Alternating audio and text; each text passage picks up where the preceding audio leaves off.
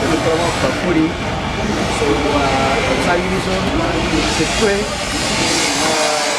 n'ebirala nga containers.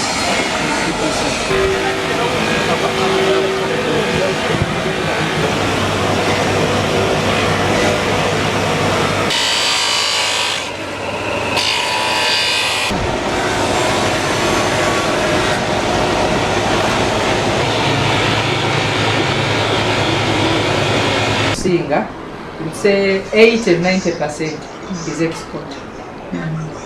Well, one of you appreciating tibirungi naye the price oluusi balemesa okubigula kubanga kati ng'ekikopo kino sana tukitunda omutwalo naye nga ajja kufuna giraasi 4 ku mutwalo gumu.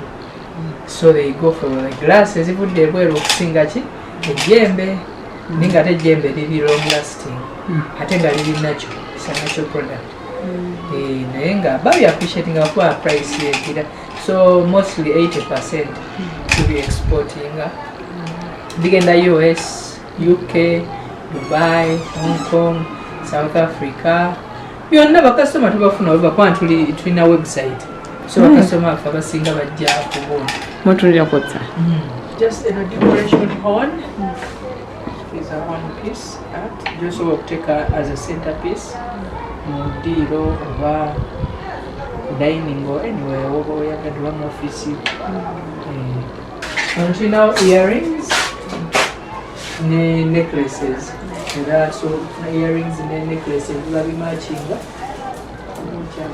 biri ku beige. Tuli ku mitwalo 5-6. Then tulinawo pendants. They're just simple pendants. Okutekamu bigger fruits, apples, oranges, take up dining view. They are very good and it also works as a centerpiece. Then we have some vases for flowers. Then this is a candle holder. Take up candle to dining. Same applies to this. Is also a candle holder. Download the app on App Store or Google Play Store now. Vision Digital Experience, the future of media.